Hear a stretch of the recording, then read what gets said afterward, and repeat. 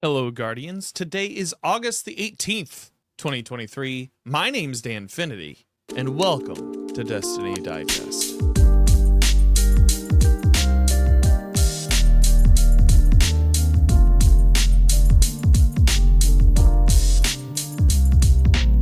We got a good show for you today. What started out as what was going to be a review for Season 21 with SabetheBlade, but ItsBobbySocks, and Krausader turned into kind of this ambling conversation about where we are in between the two spaces of Season 21 and Season 22.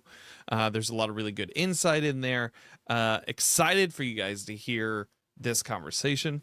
Also, thank you all for listening to the show. It means a lot to me. If you want to support the show, remember to rate and review on your podcast platform of choice. Anything you say helps us in the algorithm.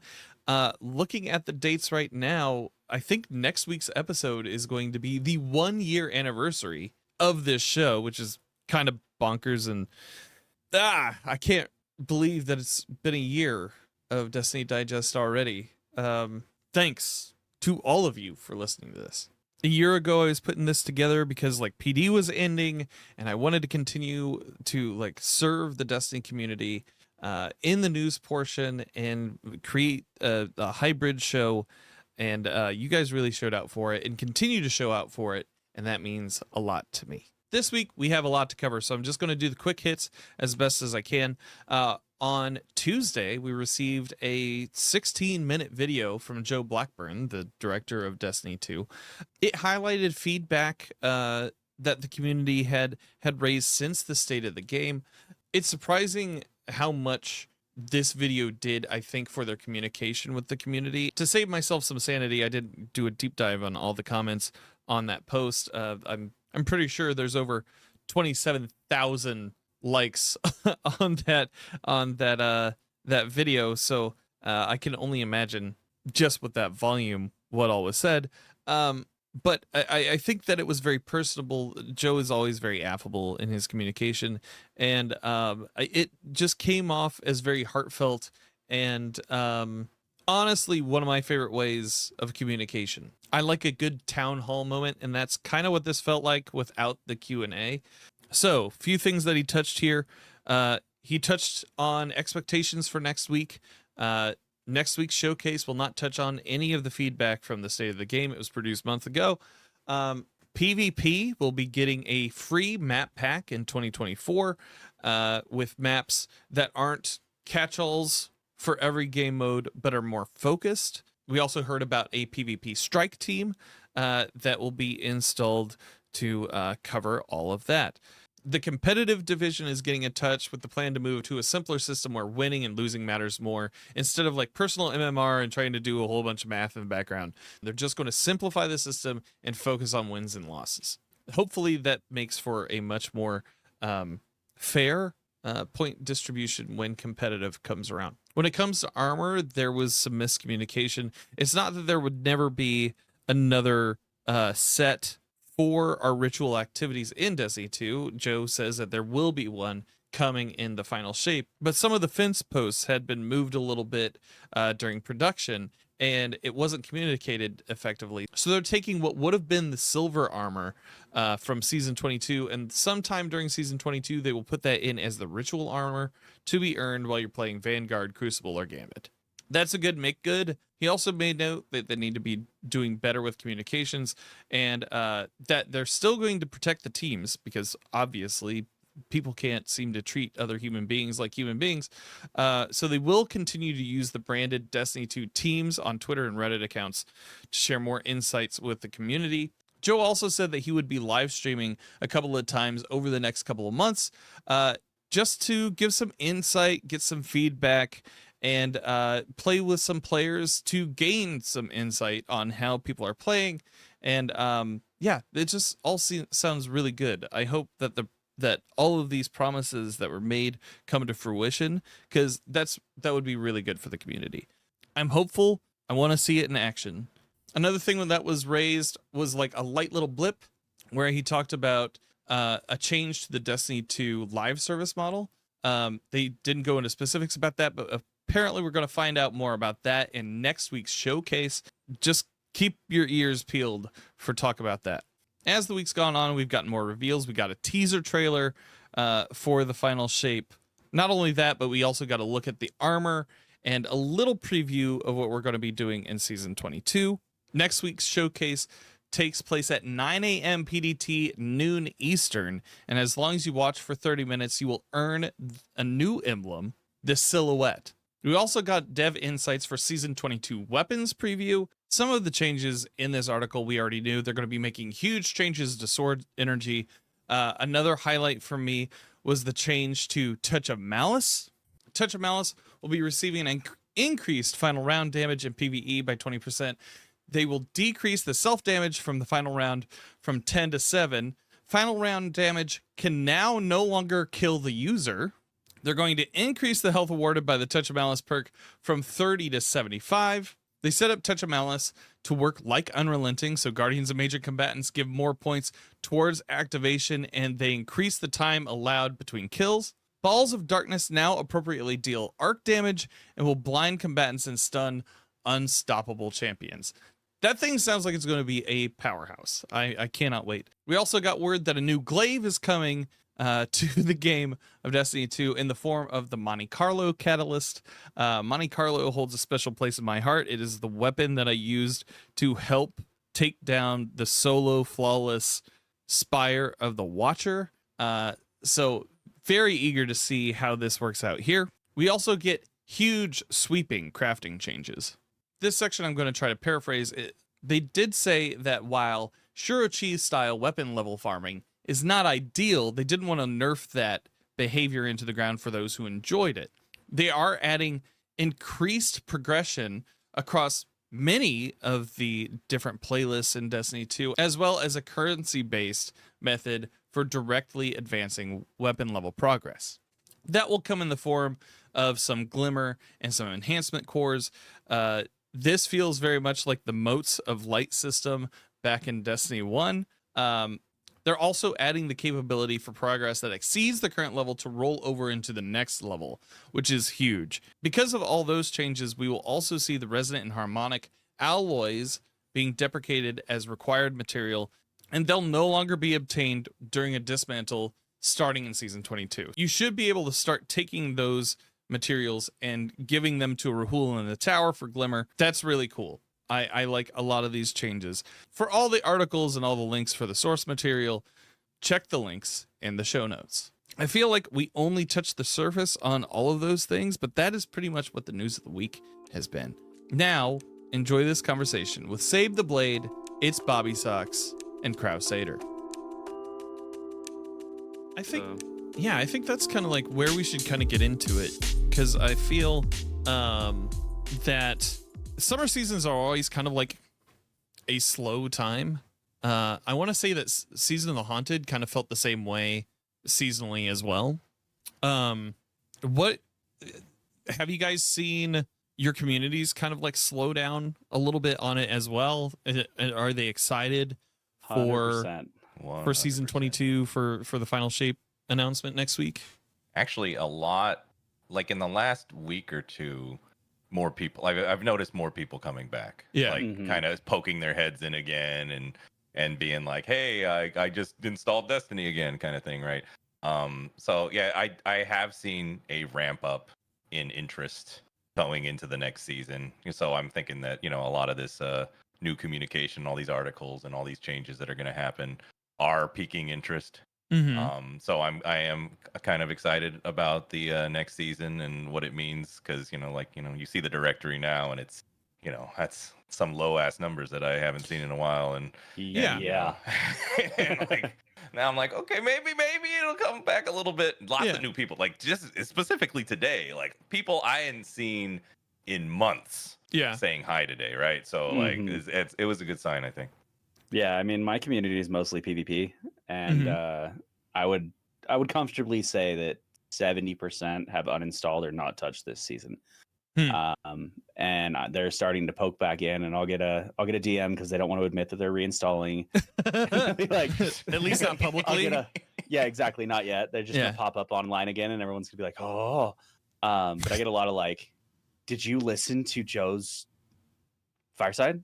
did you read this? Did you see this? And I'm like, yeah, bud. What does this mean for you? They're like, I don't want to have hope, but I'm getting hope. What about you, Sage? And oh yes, oh most definitely, I tell you that.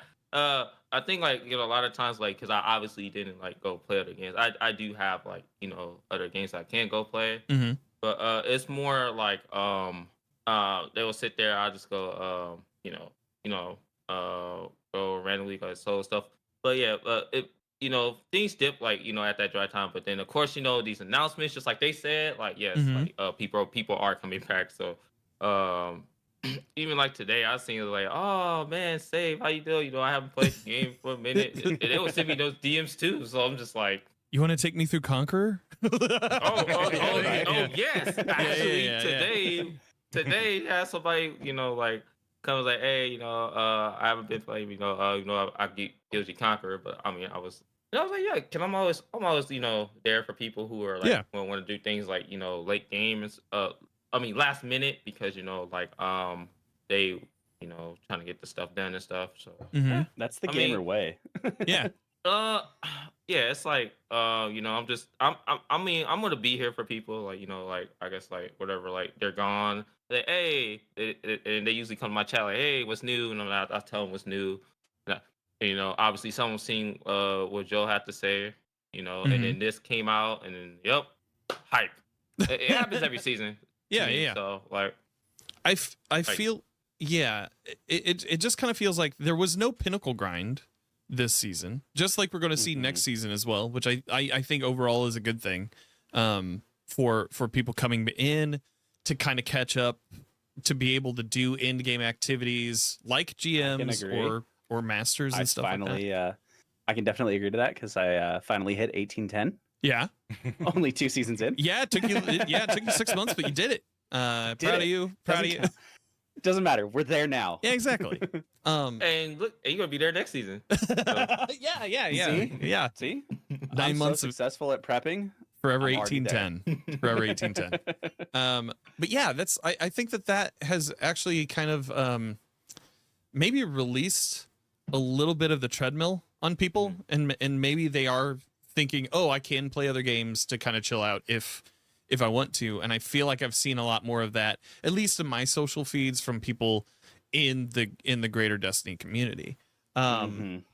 Not only that, but I also see people creating challenges for themselves and really pushing themselves to do activities that maybe they would have really tried prior.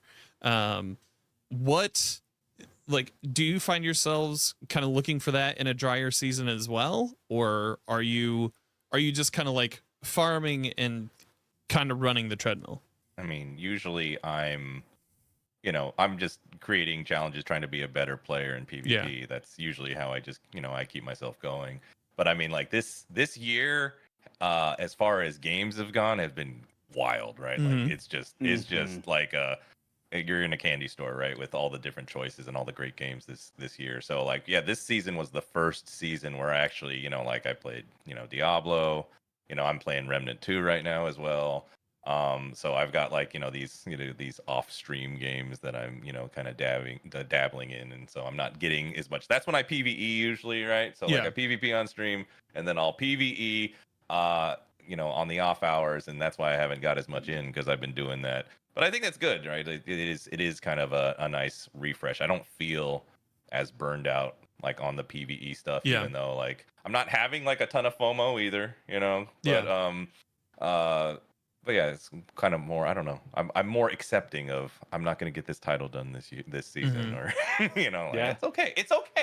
It's okay not to do it. And getting ready for, the next season and the ramp up towards final shape. So We don't have to get ready for the next season. Yeah. That's the of it. I still got a page of bounties, man. All right, I'm ready. hey, we gotta get our minds. Gotta level the artifact. Yeah, you gotta get the artifact for that raid. How many people here are participating in the raid race next season? Yeah, I am for sure. Like a very half-assed effort, maybe. Yeah. Okay, gotcha. Yeah, because like that. Honestly, I think that would be the only reason why I would bounty prep in any major function at this point, because there's not really with GMs coming so much later in the seasons, I think in season 21 they hit in weeks, or it came earlier, but it was like week 6, right? So we only needed to have really grind out that seasonal, that artifact power within that first 6 weeks. So that really took off the tail of season 20 almost. I don't know. Usually there's a some sort of artifact, a mod deep in the artifact that messes up the PvP meta, right? So like, there's always a sprint. There's always a sprint to get to that guy so that you're not left out before they fix it or whatever. Yeah. So you guys have said like, or what was stated earlier, Bobby, you said you're like, maybe I'm not going to get this title this season, but like if is the chase then the weapons, and what weapons did you enjoy from this season? What filled in your kit? I mean, I definitely, I farmed the heck out of Wish, Nation of Beasts. Got myself a crafted Nation of Beasts. Got myself a crafted Chattering Bone. I've been having a ton of fun with that. Mm-hmm. Keep Away and Explosive Payload is a horrendous combination for an opponent. I've gotten messages on messages that are like, you're not any good without that. And then I switched to one that's got Opening Shot and God, what is the other one? Are we gonna find out? Uh-oh. Uh-oh. The suspense. Maybe. The suspense. Opening Shot and Discord. It's fine. It's fine. I told Taco Bell to turn that Wi-Fi back on. Yeah. Thank you so much for doing that. So you said Nation of Beasts, and then you missed all of it. No. Opening shot. The opening shot. And then you looked up and it was just like yeah, Opening Shot and Discord. Okay, gotcha. Or Harmony, one of the two. I'm really, really enjoying those new perks. Like Discord is a really fun perk. It's really. I think we lost him again. No. Oh no! Yeah, we fully lost Bobby. Oh no! I'm so sorry, Bobby. So Kraus, have you had any experience with Discord? I really need to give some of these other perks a chance, kind of thing, because Discord, I haven't really, given it a fair shake yet, or just like how some of these other ones, like the underovers and the gut shots, and because like you see like someone's running like a decently successfully running like an Amit with gut shot straight on it or something, right? And you're like, he's just aiming at bodies and doing fine. Like, hey, should I try that? But it all really, when you're really min-maxing in PvP, you're like, oh, I don't like. It might be fun to like mess around with that build and try to find something that works, and that could be fun. But like, there's Keep Away and Opening Shot or something, right? Like, yeah. I don't want to use the other ones. You have a lot of stuff in your kit already. Shots. Yeah, like I want to compete and win my ones, and my best shot is with those perks, right? So I haven't really messed around too much. Like I like switching my build a lot when I'm playing, but and using a bunch of weapons, and then like my chat likes to troll me and make me use a bunch of garbage, but like it's still like I don't I haven't really given some of those perks, but they look cool. Like I like where they're going.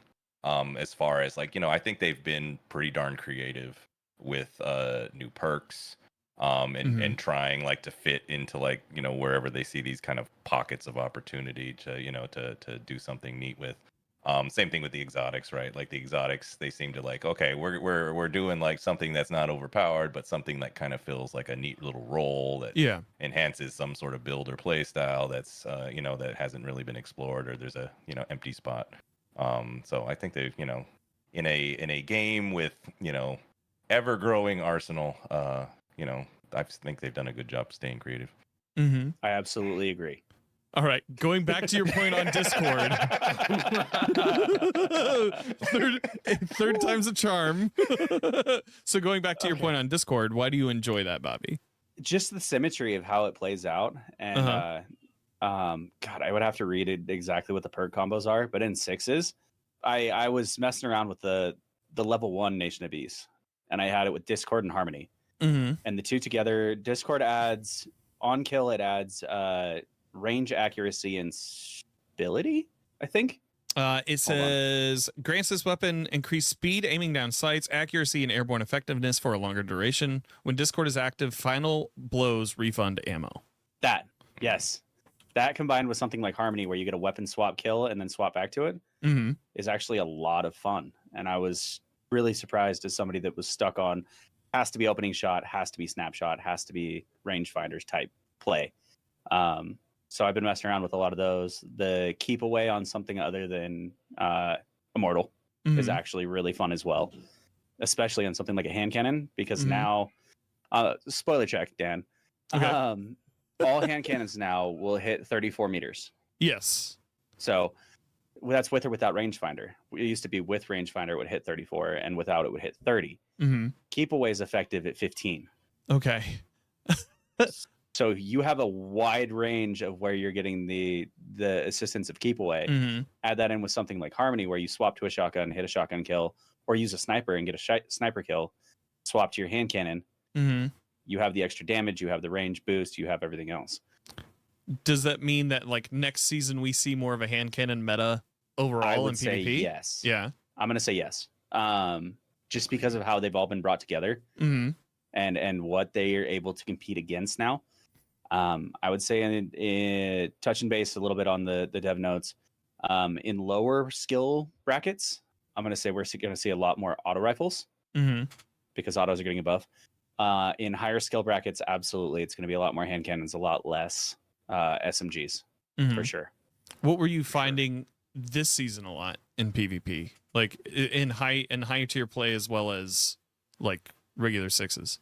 A lot of SMG still. I mean, Immortal's was a really solid option. It's getting put into the ground, and I've never been more excited as somebody that used Immortal. Shire's is still pretty decent. It's a lot of pulse rifles. It's a lot of hand cannons too. But first and foremost, I mean, it's a lot of pulses. So I'm kind of glad to see that those are getting pulled back as well. I don't want to upset the people listening too much, but I do honestly believe that hand cannons are the highest skilled weapon you can use in Destiny. I think Ill Physics would probably agree with you in that regard, and it's something that like people of higher skill generally like it when there is a hand cannon meta in PvP. Yes. Well, and then people in the lower skill brackets, because I talk to everybody, they just get mad that they got 3-tapped constantly. Like, well, I just keep getting 3-tapped. And I'm like, all right, well, record your gameplay and show it to me. And they're just standing out in the open with an auto rifle, holding the trigger and waving it all over the place like it's trying to windshield like wiper. Rambo. Yeah. And they're like, I can't understand why I keep getting 3-tapped and losing. I'm like, because you're not moving. Like, hand cannons, if you hit a single body shot, the TTK goes up to 1.1. Like, it's a big difference. And I think that's what a lot of people don't catch on to, especially in the lower tier brackets. In higher tier, it's terrifying. Yeah. It's like, if you don't get the first shot and you don't strafe perfectly, guess what? You lost. I participated in that GCX PvP tournament. I don't know why I was there. Maybe to make people look a little bit better.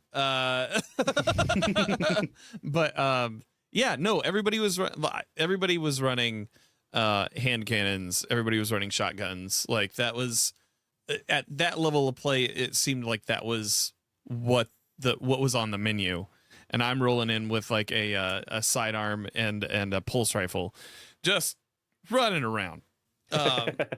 So I can see that being something for next season, being interesting. Did any of the weapons? Do you see any of the weapons from this season truly changing out your kit? I don't know, honestly. I've been running Nation of Beasts and Conditional Finality, and I've been having an absolute blast with it. Pun and non-pun intended, depending on how you take it. Yeah.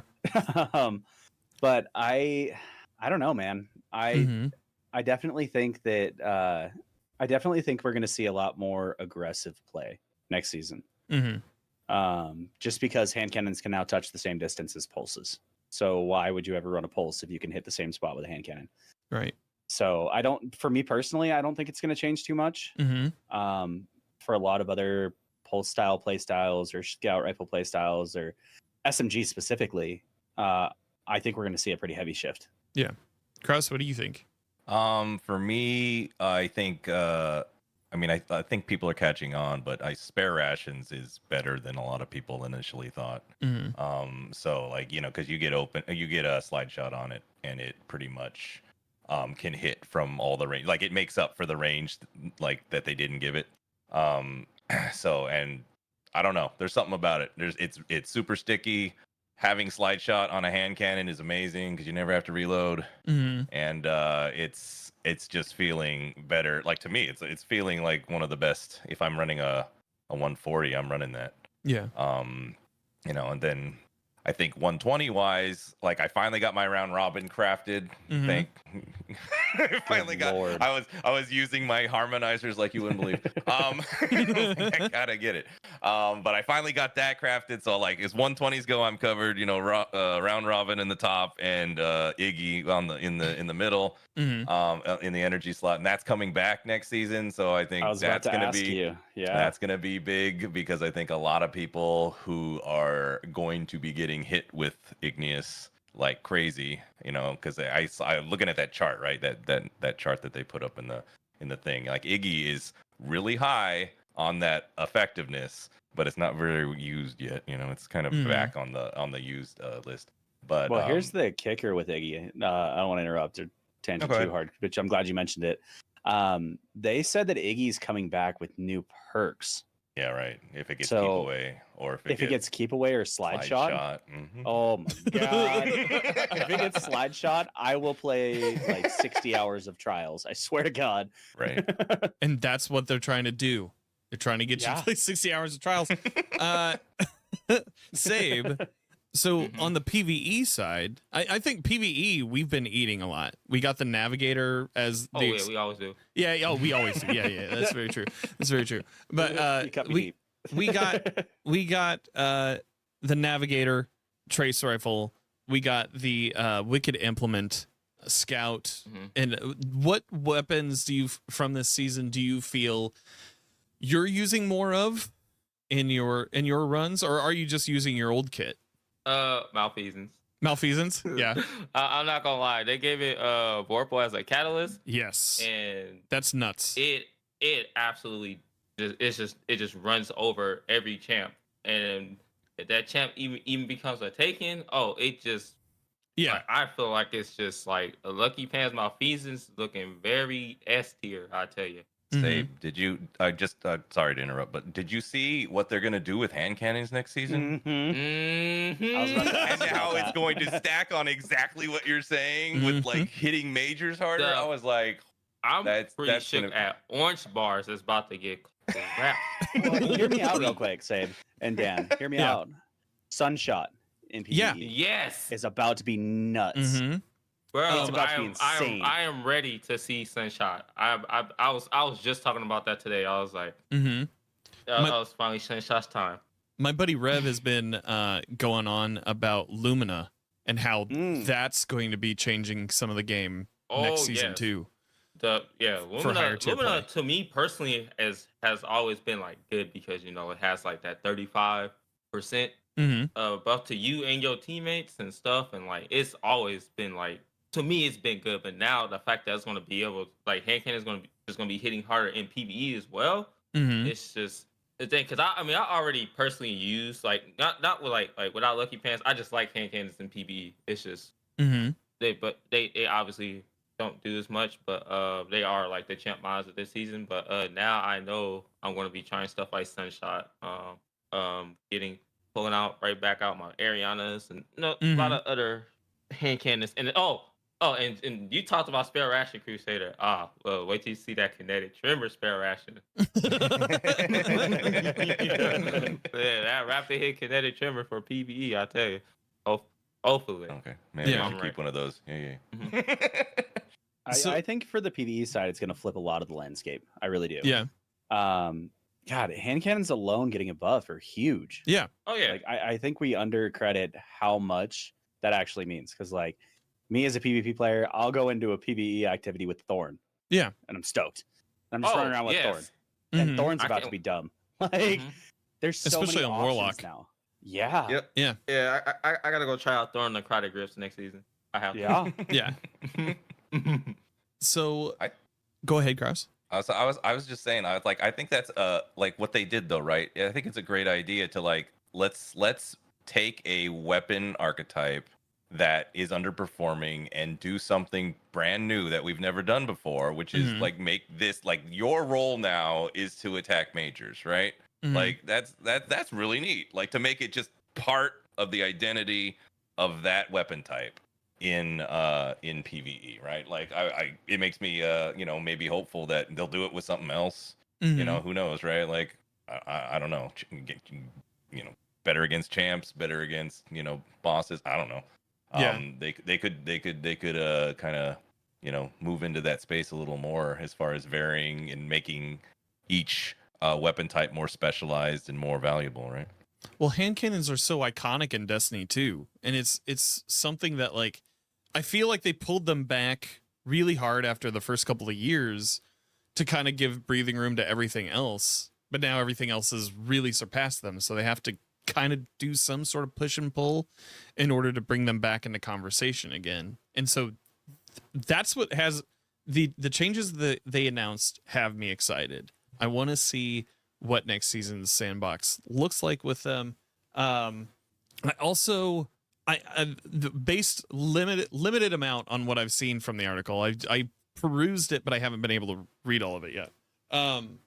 We're getting a new Glaive in Monte Carlo next season too.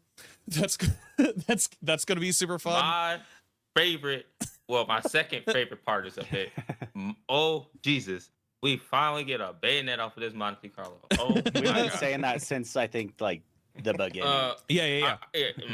Yes, and I'm glad we're getting that. And the fact that I saw the numbers and it Mhm. looks like it has like a scalar, so or like I don't know what you would call that, but if it stacks with Cento sets Yeah. and slash Winter Guile, It's going to be very dumb. mm-hmm. Yep. Monte Carlo new meta? Question mark. First Thunderlord, now Monte Carlo. Yeah. One see. thing I was worried a little bit because it looked like you had to like, I don't know, it looked like you had to switch it into the alternate fire mode because it looked like it Mhm. extended in the clip, right? Well, So I don't know if you're gonna be able to fire it when it's out. You're gonna have to, you know, handle that with a button press. Yeah. That's the only thing. Okay, yeah. So what I saw with that is that it's kind of like you get like a kill, I believe, and it's kind of like Quicksilver Storm where you have to probably hold reload to get to that bayonet mode. And I don't know if you was looking at the melee, it actually has like a new symbol, so it's like a melee. That's why when Oh, that you person think you might be able to do both? Okay. no. Like if you see like your melee changes, the melee icon changes to that Right. to that bayonet. So it's almost like it's like another melee, kind of like how I don't know, like the hunter what's that fragment that lets you throw it like a trip mine or something? I forgot the aspect name. Oh yeah, the gunpowder gamble. Gunpowder, yeah. Where you get like a certain amount of solar kills, it'll Mhm. change your grenade to a to that gunpowder and it does ignition. It's probably like that. Oh, but, if it like, works like that, that'll be great. yeah. Yeah, because Mhm. then you can do both. You can just shoot. Yeah, because and, like yeah. as you can see, like when he got like that melee kill and he got to the Marco chain, which is what that thing is X5. I think probably that you may need to be like X5 to get that bayonet, but I'm Yeah. not sure. And who So, knows if? oh, go ahead.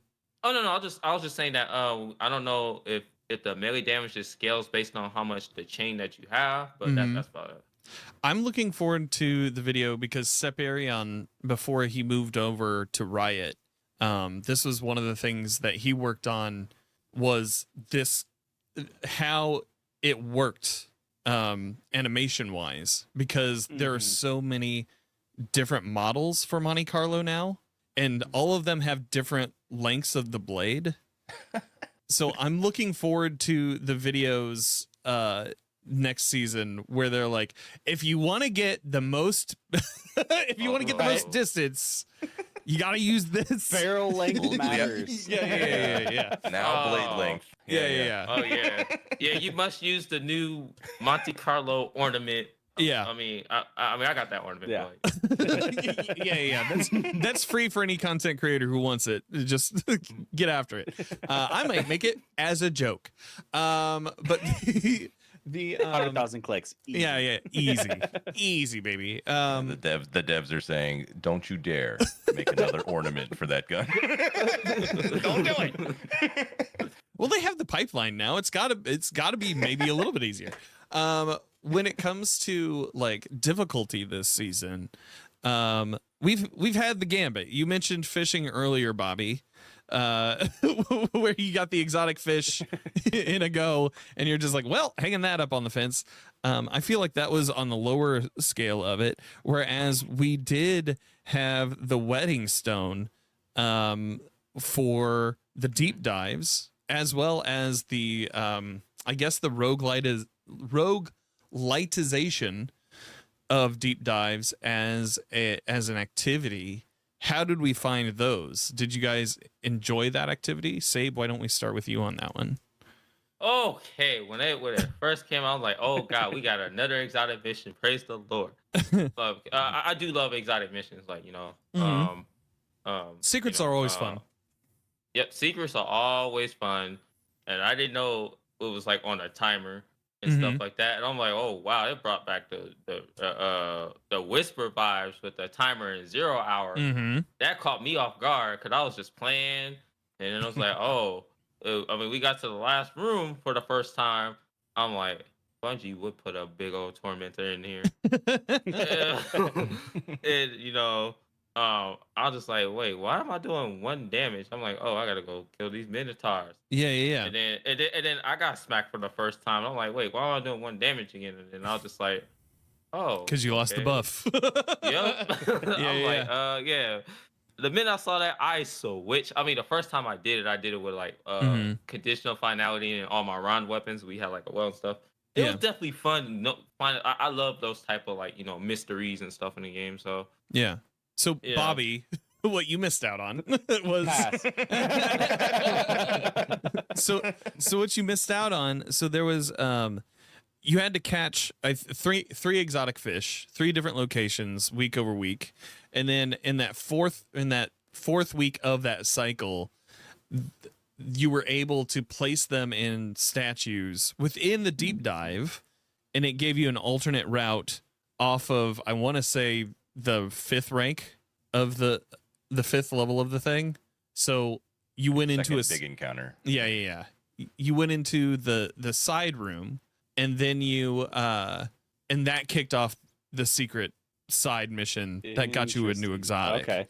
So it's basically a dark maze, which is kind of cool. It kind of had some like Darkblade vibes a little bit with that aspect of it.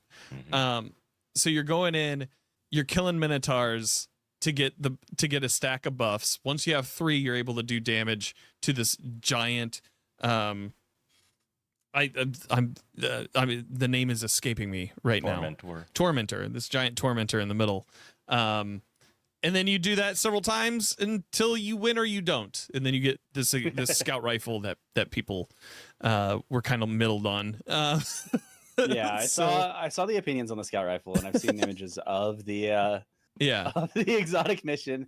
It did sound a lot like, and from what I saw anyway, I make jokes that I didn't know there was one. It gave me a lot of like you said, the Darkblade vibes, but it also gave me a lot of like the Red Death vibe. Yeah, because you had to separate off of the strike and then go into that side room for Red Death, and then as soon as you hit that side room, all of a sudden everything's taken, and you have a timer kicking in. Yeah. And that's kind of what it reminded me of. I did not personally get a chance to do it, no, but it looked cool, and I did really, really enjoy 0 hour and Whisper. So I'm glad that they brought back a timered mission, and I hope that they do more in the future. You guys that do a lot more PvE, I would love to hear how you felt about the timer specifically. I loved it. I'm there right with you. I love the timer mission because like it tests people's like effectiveness of killing things quickly, and then getting your DPS set up ready and stuff like that. And I mean, if you weren't quick, because like I could probably like more of the hardcore side the community can probably vouch for me, but like Mhm. we do. I personally do, and I'm pretty sure they most likely do like these timer efficient activity, and I do hope they bring more of them back. So that's where I stand there. They've always kind of created a mastery level when you have that timer involved. Mm-hmm. Is like, okay, let's bake. Like we got to go. You might be kind of forced into a meta of sorts. Like I ended up using a lot of harmonizer weapons, specifically because they do more damage against tormentors. Oh, you talking about the round weapons? That's Yeah, like briars and Oh yeah, that's what I did. and yeah, like Yeah. things that just do a little bit extra to that specific enemy type. But it and then it brought back those vibes of like enjoying figuring out when the trigger sequences were. Like knowing that, okay, so once we get him down half, we don't have to go to the four corners anymore because all the minotaurs spawn into the middle room, and then we can just bake all those and hopefully just start chunking him down throughout the entire thing. Like as you said earlier, Sabe, like you said you were running Divinity. Were you guys running like the new Warlock helmet with that too? Yep. Yes. That's how we actually did. I was with my man Perception. Mm-hmm. And two of our fire teams had like we pulled out our round weapons, and I had like my briar, my conditional, and of course the new hand cannon because it had the harmonizer perk. So yeah, that's just how we did it the first time. But as time went on, some people have come back to Divinity Thunderlord because it actually stun locks the tormentor. Oh, that I didn't know. Oh yeah, yeah. That's why people gravitated towards back to that. At least a lot of the people during Ron and all that. Mm-hmm. This season, I found during Ron and Rolk that I do not care for stationary DPS modes anymore. I'm all about the swords, baby. I'm all about getting up in their grill and just hitting them with lament and tractor cannon and not giving a shit about what they have to do. So you don't have to argue out plates. You just run up on. Yep. Yeah, so you be having fun in your runs. I wish I could do that. You're gonna have fun next season because swords are about to get another buff. Oh, yes, they are. Yes, that's the number one thing I'm happy about. Yup. Yeah. That's. I mean, I saw some people was like, "Oh, Lament doesn't get the charge rate, stuff like that." You get a 95, almost Glaive resistance. Yeah. Foliage is. So I'm gonna be enjoying learning how to play swords in game because jokingly I did a solo GM with a sword. Well, Sabe, if you ever want to hop in the backpack, we can go sword running against Rolk, against Nezarek. It's just super goofy. Everybody's like, wait, you can do that? It's like, yes, you can, and it's so glorious.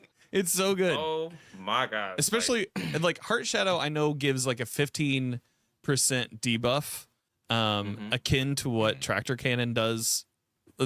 Yep. But like Tractor Cannon is like the 30% debuff. However, with the sword changes, Heart Shadow, I think becomes the play. I'm so glad I got it, and then I never did that again. I got it first drop, and I didn't touch it again. I gotcha. Understandable. Yeah. Have a nice day. Yep. Yeah. The fact that they're even dropping what is it? The efficiency of swords, like they just dropping that stat entirely. Mm-hmm. And now that now the sword doesn't drain whenever you get damage, which is another just great thing. Mm-hmm. Like, I have to reread all those changes, but I feel like it's pretty good. Like, I mean, they have as much resistance as Glaive now. Thank the Lord. And hope, they become good. I mean, that's all I have for it right now. That was something. How did we feel about the exotics that came out this season? Let me see. Well, okay, so so we had the Cenotaph mask for Warlocks. Oh, Cenotaph mask. I believe it's S tier to me. Yeah, because you can stack multiple of them and you still get like heavy, and then like you have somebody with Aeon. That's if you want heavy ammo. I mean that bad, but I mean I hear it was also a problem in PvP where in Iron Banner when it was the Cabal, when they would drop the turrets, Oh, you would I did not know use that. Cenotaph to kill the turrets. It would drop heavy for your team that the enemy couldn't see. And then you would just What? go hog wild. Okay, 'cause I did not see that at all. Yeah, Again, I did not I even play refuse Banner to like play that it. this season. Yeah. Oh my I god, I did refuse to not. play Iron Banner on Fortress. Yeah. I won't touch it. That's the only Iron Banner game mode I won't touch. Is it because of like how it is an objective mode, and it just feels like it's easier. It's one of those game modes that it feels like when you see a team really trying for it, it's like, okay, just wave them off and then try to complete it, like jump off the map. I think Kind I of. think Yeah. Fortress got better. Yeah. As it went on, though, Bobby. Like, cause I don't know, because man. to me it did, because before Okay. it was just bubble, bubble, bubble, bubble, right? Yeah. Yeah. But the amount of, like, everyone was running a counter by the end, at least, right? So Mhm. it was basically normal control, Iron Banner, with a giant mayhem moment twice a game, right? Like where everybody goes and hits everyone with who's gonna Right. hit who with which super in what kind of like rock paper scissors combo that's gonna win that point, right?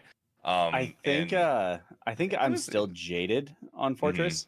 When I pictured Fortress coming out and when they announced it, and I think it's probably why I refuse to play it still. When it first came out, I was expecting that every zone that you capped would get a turret. Mm-hmm. Oh, And okay. then you would get a turret on that zone that was get to instead of protect just it. a random one in the middle, and then it would protect your zone, and they would have to clear the turret, get your points from that, and things like that. I still, to this day, think that would probably play better, in my opinion, anyway, for Fortress. That, like, you cap a zone, you get a turret or two on that zone, and then you move to the next zone, you try and cap that one, but the other team has already capped another one, and then you guys battle over the third, and then it's like, it's almost like I would say, what is that?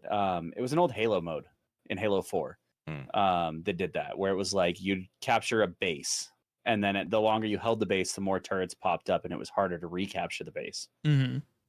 And I think that would have probably, I don't know, I would have probably enjoyed that one a lot more, because then it gives you something to really, really push for Mm-hmm.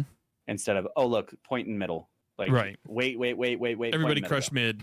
Yeah. Yeah. But I've never been a fan of Mayhem, and I think that's probably why too. Yeah. I know a lot of people love Mayhem. I'm sorry again if I insult the viewers out there. Listen here, bub. I'm know, one of those chaos my mode fault. gremlins. I Yeah. just can't, like, it's okay, but it's not, if I'm queuing up, Yeah. it's not what I'm clicking. Like, I don't hover in that corner unless it's Countdown Rush or Clash or one of those. Yeah. So, do you see yourself playing the new modes? Check. I believe it's called Checkmate and Checkmate. Yep. Relic. and Relic. 100% I will play Checkmate. Yeah. It is a primary based game mode. Mm-hmm. So it's all rewarded on primary skill. It's an actual, like, it's something that scrim players have been asking for forever. It's something that tournament players have been asking for forever. It's something that higher level players have been asking for, is give me a mode without ability spam. Mm-hmm. And I'm here for it. Like, if I can run into an area and not get hit with 2 grenades, a well, and an ice crystal, and then a, like, that's worse for me than getting shotgunned around a corner. Yeah. Like, nothing makes me rage as much as getting frozen with a well or a rift, then immediately after getting hit with, like, a grenade or scatter grenade, then immediately after an axiom bolt, then a dust field, and then finally with the celestial fire to clean you up. I'm just like, do you guys have a weapon to use? Yeah. Like, It's the space magic that gets you. yeah, exactly. I do love space magic. That's one of the things that I love Destiny for. But I think that having a mode where it's a lot more balanced, Mm-hmm. I think is going to be a lot of fun for more veteran players. So I like having the choice Yeah. that it's gonna Yes. give you, right? Like, you can play that if you want to break, Mhm. right? But the only thing that I worry about is that I feel like that's what Destiny 2 vanilla was, kind of. that was my question. And- I was going to say. and that we're just gonna go right back into that and be like, well, I'm just getting team shot by 2 Midas. And Yeah. I'm these guys are Oh, holding hands in the boy. back of the map, and it's gonna be you're gonna have that moment where Yeah. the community realizes that's not really what they wanted again. But it- there's a choice. That's yeah. it, Yes. It feels like it is a pre-go fast update version of PvP that they're ushering in as just a separate game mode rather than like just how the Crucible is going to be. And so that was going to be my question, was like, how is that different than year one? Like, is it? It's a little different because the hand cannon, the shotguns and the snipers were in the heavy slot, and it was like Halo, where you only got them like once a game. Yeah. Right? But now that's going to be all that economy is still going to be readily available. But that's really I don't think it is that much different besides the more prevalence of special. I disagree. Yeah. I think with the sandbox changes, because one thing we have to take into account it is a different sandbox. It's going to be a very different sandbox with hand cannons reaching pulses and with scouts being where they are, where they're not going to have as fast of a TTK and they're going to have a higher fall off and things like that. Do I think that year one's going to come back? Not completely. Do I hope that the ability spam version, after having so much, you mentioned go fast, it's pre-go fast. We've been fading from go fast for the last 4 seasons. Yeah. We're back to go slow. Like, I'm going to be real. And Stasis is about to get another buff. Like, it's go fast is gone. Yeah. You can't jump, you can't slide, you can't like. So I think as an option for players, I think it'll help out a lot with like the more veteran players. I do, with their emotional states. Do I think newer players are going to jump in? Probably not. Okay. With their emotional states. I liked that little tag there, Bobby. I mean, really though, like, Yeah. I would rather get shotgun back to back to back by a good player than get spammed by every single ability on the other team and then they run. Right. Like, I'm looking forward to, right, is like when you run scrims, right? Like you will go into that mode, right? You'll run private matches, you'll run it in that mode. Absolutely. And it'll be fun. Like when you get everyone on the same page, and then basically you get this rule set that you kind of been trying to enforce anyway. Absolutely. Right. And then it'll be good to have the option. Like I think that the choice part is the main thing. And yeah, it might work with the sandbox. Things are different there. And the people playing it are playing it to play, the way that we're talking about, then I mean, it could definitely work as a sub mode. Yeah. And then as far as Relic is concerned, I think it'll be fun as a good party mode. Yeah. Just because Better it than sounds like Scorch. yes. How dare you, sir? How dare you, sir? People are so good at Scorch. I don't understand it. Kraus, I go in it was there. great I'm trying having to get you. I try to get my 60 and get out or whatever it is, and people are hitting me in the air, and I'm like, you guys, you spend a lot of time in here. Look, man, they shot at their feet. They exploded up into the sky. They deserve to shoot you from the sky. Oh, How it works. Man. Shoot, give me my cannon with some stompy, shoot myself on the ground and make myself fly. Shoot, we out here. Easy. See, my problem with Scorch is I go to launch myself up in the air and instead I shoot directly into the wall. Yeah. And that still kills you. That's crazy. Scorched is a mode I avoid. Yeah. Vehemently. Yep. I am curious to see, like, because we got a lot more details about Checkmate than we did about Relic. It seems like Relic is going to be like going to be exhibition. that's going to be your super. You're going to have to go and find it and then run it. Yeah, it sounds cool. It sounds like an interesting idea, and I want to be clear. I'm very excited that Bungie is trying all these new things. Like, I was stoked when they were trying new Iron Banner game modes. I was stoked when they were adding things into labs. I am shitting my pants at the fact that they are getting rid of Rift and adding Countdown Rush into Yes. like, oh my god. And that's coming from somebody that loves Rift. Yeah. As crazy as that Same. sounds. I loved D1 Rift. That was one of my favorite modes. But if you solo queue and get a Rift game, it's not a fun experience at all. Yeah. So I'm like thinking of the solo player here. Countdown Rush is bombs with respawns. Like, that's huge. I had a blast playing it when they added it into labs. Like, I've really enjoyed Countdown Rush. So to see it getting added into a competitive mode is going to be interesting as like a 3-man.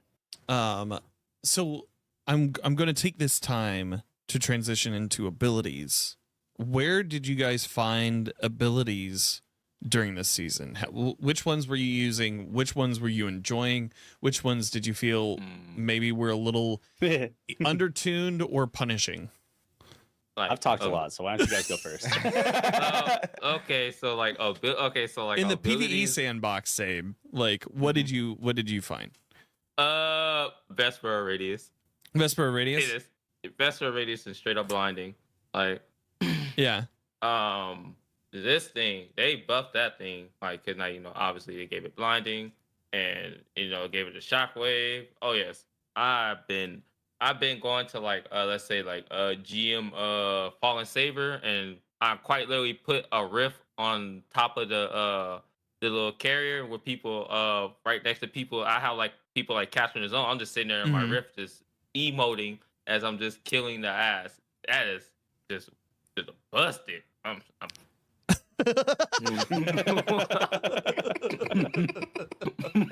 oh my god. So when we were running the Fallen Saber, like for Reset Boys, I was like, I'm just gonna use Strand. I'm just gonna use Strand. I'm gonna see how busted it is, because I have a feeling it's gonna be very busted. And it was, and we were laughing the entire time. There is a reason why they are nerfing Suspend, and it is because they watched the playback of that run, because it was, we're just like, ha, ha, ha, ha. Like, I think all three of us were running Suspend, and we're just keeping everything up in the air, annihilating everything, just making a joke out of that in-game activity. So like, go ahead. Oh no, I'm just saying. Oh, like just like Suspend was second place. I tell you, I have so many Suspend builds. If I really want to clear, especially that Moon GM. Oh yeah. God, yes. I'll suspend everything. I hate it. How did you like that Moon GM? Like okay. I like the challenge. All right. Yeah. Right until you get there's two things.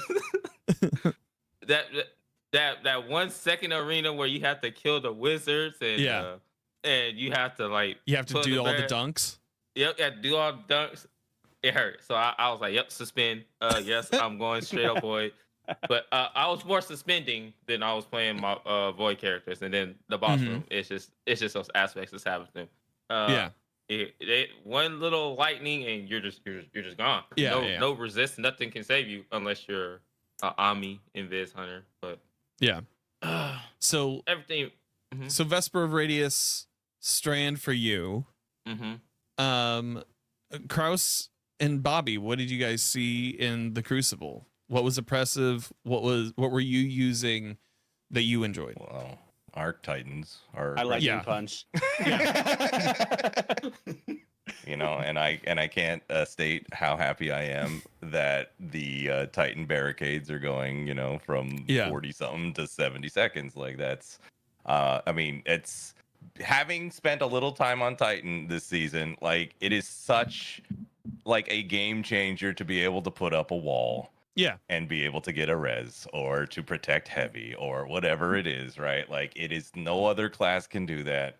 And just and then there's the other things, right? There's the whole Juggernaut Antaeus conditional finality slide and kill you from 30 meters or something, right? Like they're just coming out from a mile and you can't kill it. But they're not really doing much of that. But yeah, definitely the Arc Titan is absolutely ridiculous. And it's getting nerfed, I think, appropriately. Yes, yes, appropriately. As someone that runs Arc Titan, Thunder Crash, and Dune Marchers. Yeah. Yes. I mean, I thought they said it perfectly, right? They're like, this is a one-off super, but really it's like a roaming super because it does, you do, kill like a couple people. The people who are really good at it will clip a couple people on the way to their final destination on the ground. Yep. And they'll kill 3 or 4 people with it. So I think, the adjustments there are good. For me personally, Strand Hunter is the freaking most fun in PvP I've had in a long time. Mhm. Long time. Like Bobby was saying, like, go fast is dead. Not with Strand. Like Strand, like, you're in the middle of the map controlling the middle in 2 swings off spawn, right? You're there already. And just learning how to control it, because it feels like the skill gap is incredibly good as far as like mastering Absolutely. how to grapple, right? When to let go, right? Like, there's just little things like, if you let go early and jump, you'll actually propel yourself faster than if you go all the way to the end of the threadling. Like, there's things like that really, you work that in, and you can swing yourself, like, like, there's stuff like, I look away a lot so I can gain a radius, right, and swing around the threadling, and like, you can time it so you like shoot through a door or whatever it is, right? And it's really, really gratifying to experiment with, and really kind of like, you just focus it up where you can fit through any tight space with that with stranding through everything. It was funny, right? Because at GCX, right, Walla was running it, right? And then so everyone got to see what that looks like in the hands of someone like him. And I'll be seeing him spoon him in everybody. Right? And it's beautiful, right? It's beautiful to watch. And it's just a lot of fun. I think they did a great job with Strand, and not, bringing it out too hot. Learning from stasis, give them credit from learning from stasis, right? And bringing something out like that. And then, just, it's so much fun. Like, I've I play it a lot. I'm mostly a Strand hunter, converted from an Arc hunter. And, like, I don't know, I've had a lot of people, come and try it too, and see that fun and that speed, and, it's like, oh, Stompies is gone. It doesn't matter. You just use Strand, and you can have all the fun in the world. And so it's just opened up this whole new playbook for me, and new possibilities and fun that I really, really enjoy. Bobby, what about you? I'm going to be really original here. Okay. And actually, I'm sure everyone knows Arc Titan, Thunder Crash, conditional finality. But because I really wanted the sniper and my RNG is terrible, I'm always playing 3 characters every week. So for Titan, it's still Arc. That's unmatched. I'm really excited to see how it shakes up, just to really, really mess it with the meta. I might actually have to do the Beyond Light campaign so that I can go get stasis. No, you don't. You don't have to No, you anymore. don't. Next season. No. I haven't done it at all on my Titan. I don't think it matters. I don't think it matters. That was just to get the aspects. I think the fragments and reading it. everything. You still have to do the base okay. campaign again, and that is a drag. So I'm probably still not going to have it on my Titan. For Hunter, I have been running stasis with Dustfields, and I'm still in Stompies. I know I'm a terrible Stompy hunter. Hey, look, that's what Harmony's for. Oh God. I tried running other exotics on Hunter. I can't play feeling like I'm in molasses, though. I am really excited to try it with, is it Knucklehead Radar or Foe Tracer? One of them stays and the other one goes. Knucklehead's getting Foe Tracer's perk. Yeah, that's it. So I am kind of excited to try Knucklehead. And then on Warlock, believe it or not, I run Void. Okay.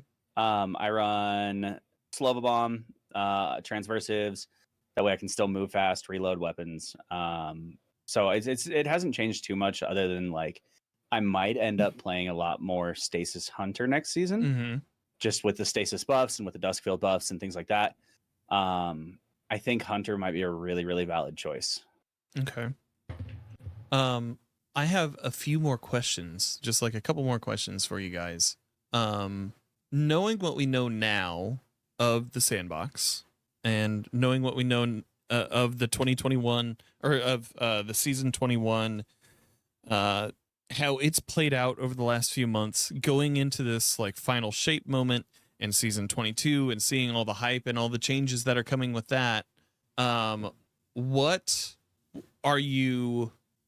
is your want out of Destiny, knowing what we know right now going forward? Ooh, pick me. All right, Bobby. I want the maps that come in the map packs to be good. Yeah. they have I something know Joe said they huge would be here. good. Yeah. But yeah. But there was something that wasn't said when Joe did his speech. Yeah. And he said delivering 2 maps a year wasn't cutting it, or delivering 2 maps, throughout the year, whatever, wasn't cutting it.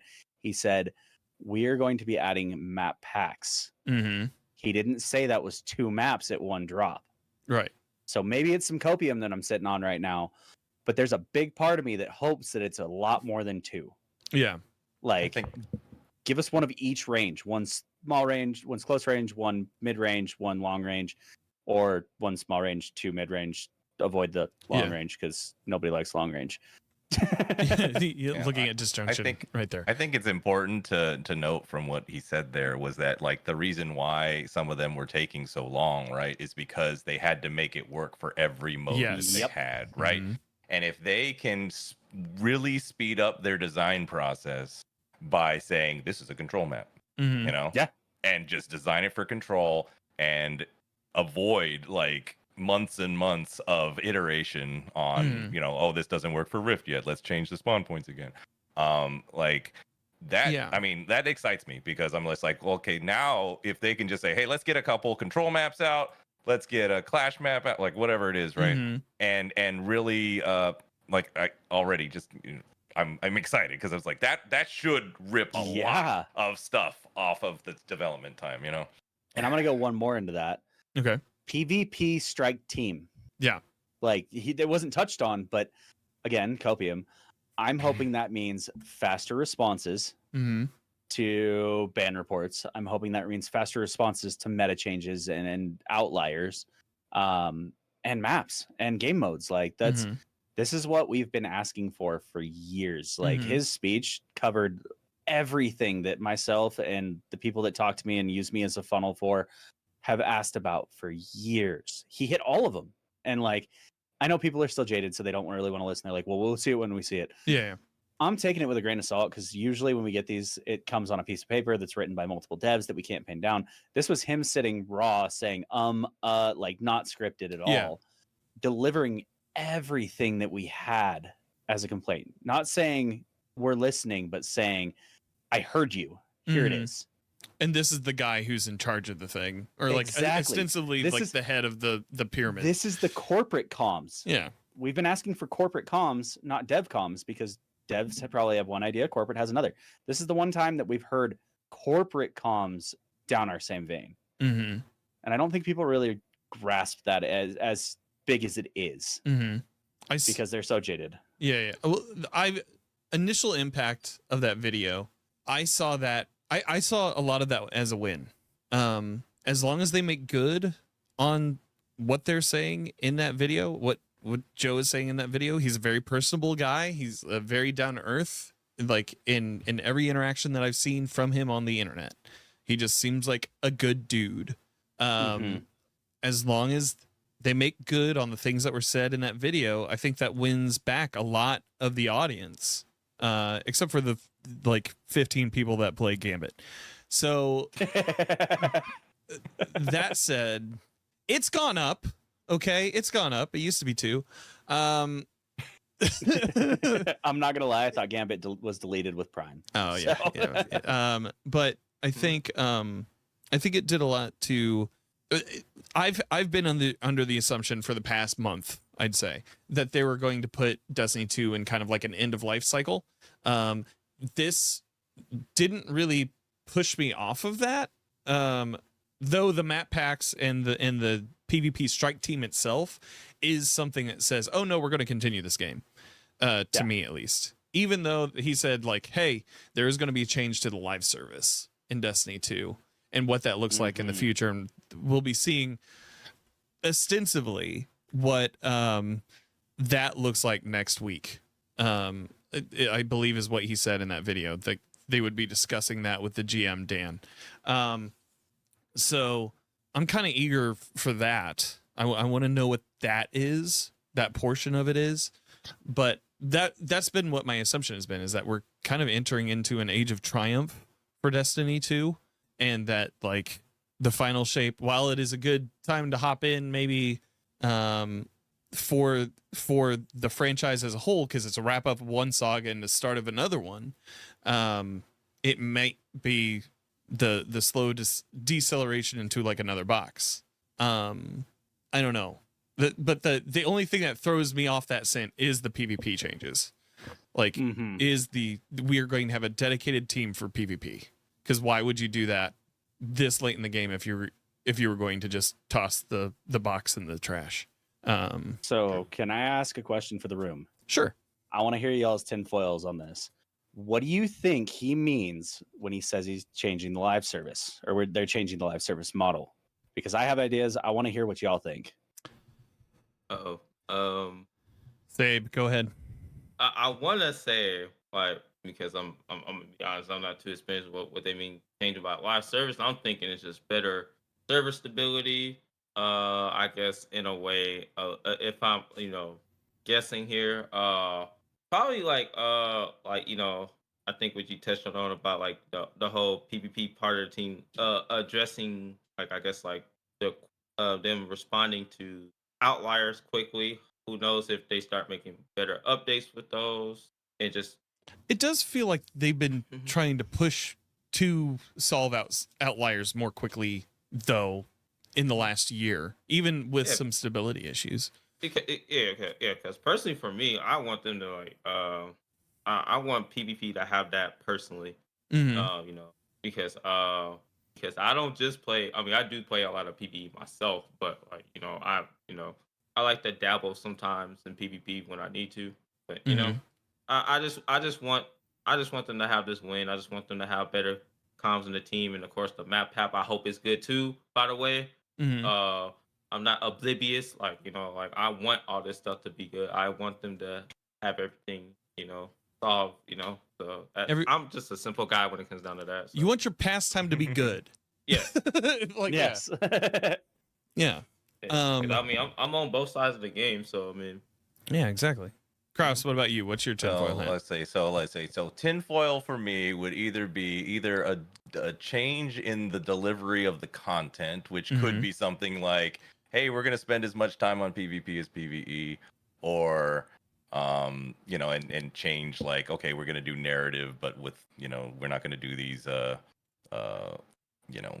strikes battleground things or whatever, change, like taper off because they give us 2 right per season about right now, right? And maybe it'll be like less, or you could go the other way and say, hey, we're not going to do we're going to do a paid subscription or something for seasons, right?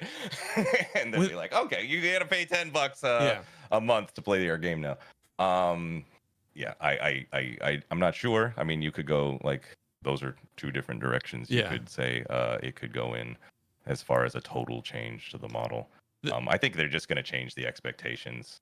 Personally, I think they're just going to change the expectations of what's going to be included in a season. Hopefully, the PvPer in me wants to say that they're going to say, hey, instead of creating like 2 new experiences for PvE every season that pretty much everyone shelves after that season, let's put some of that effort into PvP where people go to play every season, right? And give them something to expand on what they're playing with, and keep that moving forward a little better, and give it some attention.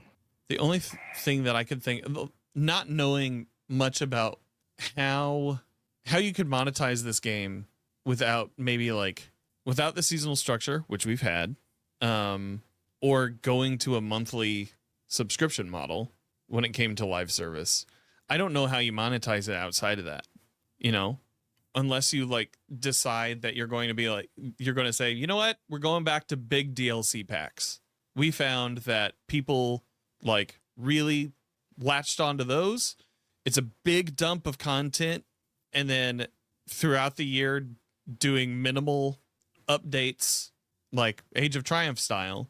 I don't know, outside of those 3 models. I don't know. That's, I think people forget. People, right? Like we're pretty spoiled goldfish. right now. We're goldfish.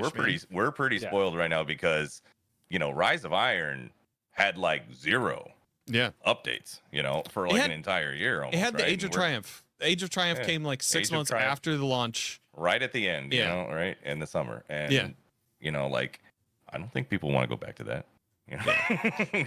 Rose tinted I would think glasses so. and all that. Yeah. Yeah. So I'm gonna give mine, and I have two. Right. Okay. One, first and foremost, I do think that the DLC model is better. Okay. From a development standpoint, with the team that they have now versus what they had when it was back at DLCs, I think that we would get a lot more content to chew on, but we also wouldn't have the feeling of FOMO. Mm-hmm. But my two tinfoil hats are, one, I think the live service model might change in that seasons will be longer. Mm-hmm. So instead of doing it every 3 months or whatever, maybe they extend it to a 4 month and only do 3 seasons as DLC.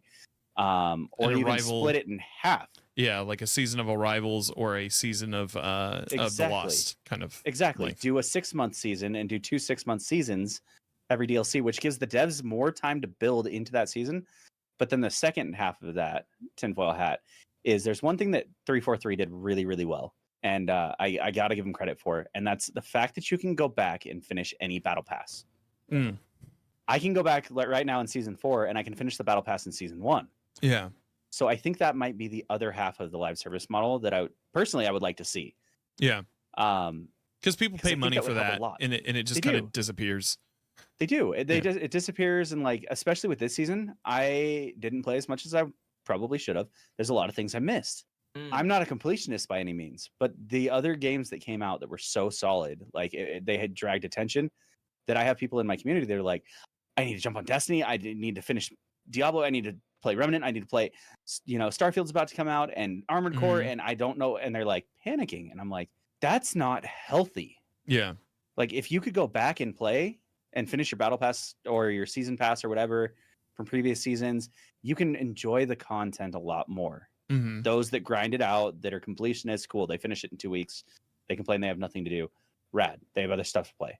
But the people the normal players, like they push to the last minute to get stuff done, I think it'd help them. Yeah. Honestly. The only other thing, it's something that Kraus said when he's like changing the expectation of what comes in a season. We did just have seasons go up a couple of bucks.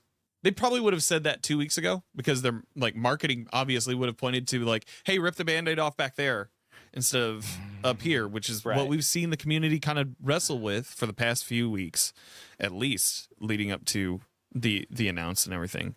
So maybe they don't do that, but I would think that maybe in that back half of the announcement, when he's sitting with the GM and talking about like things that are coming in the next year, I almost wonder if the price of the seasons comes up and that expectation is set. That sounds feasible to me, Kraus. I agree. Yeah. Like yeah. Maybe they raise the price because there's going to be less seasons, right? Like Mm-hmm. something I'd like be that. okay with that, honestly. How about Yeah. I'll buy it. Well, that's because we all make stuff for fun and profit here. So it's part of the gamble there. I guess my last thing here is, as creators, the last year of Destiny 2, how has your philosophy changed toward content based on the franchise? Are you guys kind of maintaining?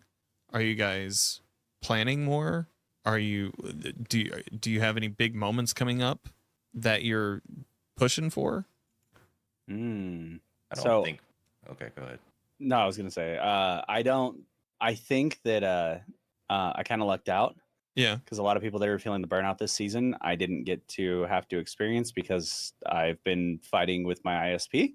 Yeah. As you could tell earlier in this. I don't know what you're talking about, Bobby. Yeah, no. Oh wait, did you just guys? You went away again. We gotta. So it was kind of a blessing in disguise because Yeah. I couldn't play. I didn't want to ruin the experience for others in PvP. I couldn't stream because it wouldn't stay stable, and that's frustrating as a viewer to continually get pings. So I think it was kind of my blessing to really be able to still enjoy and focus forward with all these changes on Like I'm bringing back Scrim School. I'm going Mhm. to really, really dig deep into map teaching and lanes and centering, these things that players really need to know, but Mhm. they've been avoiding PvP because there's nothing really exciting about it. It's I've noticed that there was a taper over the last year that where PvP has been exactly the same. Nothing's Mhm. changed. As a PvP content creator, it's tough out here. I refuse to go back to carries. I won't do it. Mhm. It was not fun for me, and my viewers weren't really there for me. They were there to get the loot and dip. Yeah. So I won't go back to that. But if everything that changes happens like it's supposed to, or like Joe said, I think there's a really strong chance for PvP to have a really, really big surge. Mhm. So I'm looking forward to that. I'm kind of planning how I don't want to say capitalize, Yeah. but how I can help the community really grasp and enjoy PvP like I did and I want to again. Mhm. So you're kind of like on a search to kind of regain, like that would be the narrative. It would be the search to regain the what kind of that joy after coming back from a break. Yeah, and Yeah. less my joy and seeing others' joy. Yeah. Like that's the biggest thing for me is when I watch, I get messages still to this day from previous scrim schools where players have hopped in and they've DM'd me and they're like, "Hey, dude, I started watching my gameplay. I started paying attention to lanes. I started watching these players that are moving well and turning and sniping and shooting like Walla and Defizzle and these guys that really, really understand." Mm-hmm. They're like, and I see a difference and I'm getting better. And that it's my version of teaching raids, I Mm-hmm. guess, or teaching GMs. Not just running somebody through it and getting them to the lighthouse and that's it, but like really teaching them to understand the meanings behind it. If we lose, cool, whatever. Like it doesn't matter. It's not life or death. But if you can learn and walk away from it with a win, like that to me is what I'm trying to find again. Yeah. And I'm hoping that a PvP comeback will bring players in that we're willing to learn. Yeah. Sabe, what about you? All right. As far as my content journey, I'm actually learning, and I've been growing on TikTok to just Yeah. a lot of my solo stuff that I do, and I like to show like that side of me because Mm-hmm. there's so many ways to play game, and as far as like I resonate with socks with the whole carry and stuff like that because my community I do not do carries Mm-hmm. whatsoever. uh I've been trying like many like different teaching methods, and I am learning myself because I make mistakes, and because I lose my cool. Like one of the things like obviously that I do that I test out and stuff like that is that usually like when I'm like doing like let's just say like GM helps or something. Mm-hmm. Uh and it's usually like the people who don't play much of these, and I'd rather them learn how to do said thing than me Yeah. just telling them, hey, A, B, C, D, E, F, G. So I look at their loadouts on stream. I just look, all right, are you ready to go? Think you're good? Yeah. So they can, absolutely learn because, it's kind of like how like how usually like my streams are like, it's like, man, I'm always like one example, when we was playing, what is it today? It was, what is it? What's the weekly GM? Devil's Lair, and Yeah. just I asked somebody, he had triple reserve mods. Yeah. He had no sniper resist. He was wondering why he was dying all the time. Yeah. And then I let it happen a few times. I mean, obviously I'm picking them up. I'm not like throwing the GM because Yeah. because like I like to do this stuff because like because I know as a solo player I will quite literally get through this. So if I can, but I let people have room to make their mistake. And I'll be Yeah. like, hey man, you don't have like an arc resist something because I just like people to learn. But as Mm-hmm. far as like yeah, so that's yeah, I've been like I said, I've just been learning because like I've been taking like on this dry period, I've been learning how to TikTok, kind of like learn how to YouTube. It's been hard on me, but Yeah. here and there I've been Same. learning. Uh, I've been learning like one or few things, so that's why I just use like like whenever like the game comes like in a downtime, I'm usually just there learning, or I'm just like Yeah. having the people who are still here. You know what I'm saying? So Yeah. uh, I will I say guess at so. GCX, Fallout Marine came up and talked to me at the bar one night, and he had nothing but great things to say about you.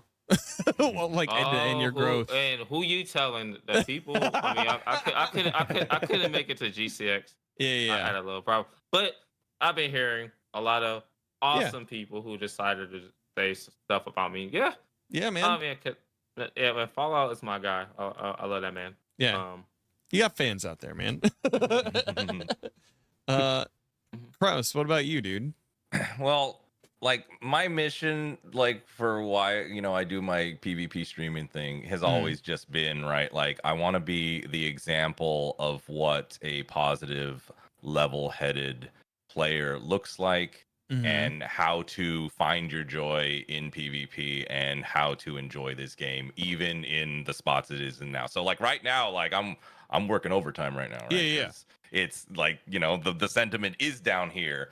And I'm trying to show that you can still have like that fun, that there's still the joy in the game if you look for it, right? Yeah. And like I like to point at GCX, right? When we were all watching that tournament that Dan was in, that I had no reason being in that tournament. But like the crowd, right? It was electric. We were watching and people were cheering, and you saw like everyone I was sitting with, when it was done, we were like, I want to play PvP. Like, that was the sentiment in the room. Yeah, you felt it in the room. Like everyone felt the joy. It was contagious. It's like the joy is contagious too, just like the toxicity is, right? Like, but you can harness the other thing, right? And like I really want to tap into that, and so I'm just, what I do is I'm trying to find more avenues of like exposing that message and showing that hey, this is a place where you can go and enjoy things. We do scrims, and we do we just play sixes and shoot the shit and have a good time, and anyone can come play. We're not like saying you got to be at this level or that level. Like anybody can come and play, anyone can come and have a good time. And I think like a lot of the feedback that I've gotten from people that play, it does, it does reflect that, we're doing a good job where we're at. And I just want that. Like I want more of that that joy of PvP in the community, rather than the the takes on on social media and stuff that send everyone into a spiral. From blue checks. Yeah. Gotta get those engagement numbers up, dude. Yeah. I don't know. I feel like this season is, for me creatively, has kind of set a precedent for I guess where I'm going as a content creator. It's less because I still do helps. I do helps. And that's a Thursday Sunday thing, and then Tuesday is generally like I'm looking at it more as setting challenges for myself and my friends and making it an entertaining time. Like I think coming up soon, I'm going to be setting up an ASMR flawless raid.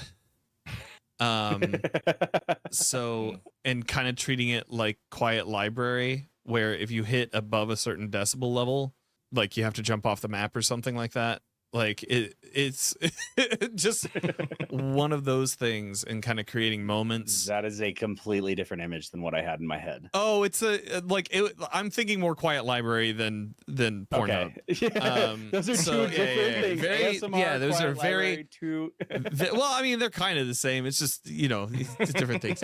And so just kind of like thinking of making stuff that is more entertaining and educational than just like, sure, like let's go get some loot. And I've also been like throwing these videos up on YouTube. I've been learning that that angle for like the past few months, and I think I can attribute some of that bandwidth to be able to do that to not having to grind pinnacles every season over season, having a little bit more sanity time to actually get into that. So, well, dudes, as always, it's a pleasure to talk to you guys. This show, I really enjoy doing this show because it does bring together like different viewpoints. It brings together different people, and like, I'm just grateful that you guys came through and hung out with me while we talked about kind of season 21 and review, looking at the horizon line of season 22. So how we'll end this out, why don't we start with Sabe, go to Bobby, and then Kraus, and why don't you guys tell people where they can find you on the internet? Oh, you can find me over at twitch.tv/SabetheBlade for now. As you know, I'm quite literally just doing just straight up helps. If I'm not helping people, then I'm out here just challenging myself solo in whatever in-game content there is out there for me to do. Mm-hmm. Bobby, what about you? You can find me at twitch.tv ItsBobbySocks. You can find me even faster on twitter.com ItsBobbySocks. It's always going to be Twitter. That's right, Bobby. It's always going to be Twitter. I have more fun on the Bird app. I refuse to call it anything else. I have more fun on there than anything else. Or you will find me in the Crucible. If you find me in the Crucible, my whispers are open on purpose. I do get a lot of hate mail, but I also get a lot of really nice things. So if you find me in there, say hi, say hello, say, I don't know, nice socks. I don't care. But those are the two places, or three mostly, you can find me. So heck yeah. Kraus, what about you? All right. Twitch TV / Krausader for the streaming.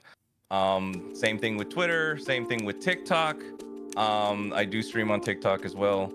And it's just Krausader everywhere. And that's where you can find me playing PvP. Yeah. My name's Danfinity. You can find me on the Twitter and the Instagram and the TikTok at Danfinity, where the eyes are L's. You can also find me on Twitch 4 days a week, helping Guardians with in-game activities. If you'd like to support the show, remember to rate and review on your podcast platform of choice. Anything you say helps us in the algorithm. And if you'd like to give $5 a month to help keep the lights on over here, head on over to coffee.com/Danfinity. That is ko-fi.com/Danfinity. All the links are in the notes for the show. Thank you so much for listening, and I hope you find what you're grinding for.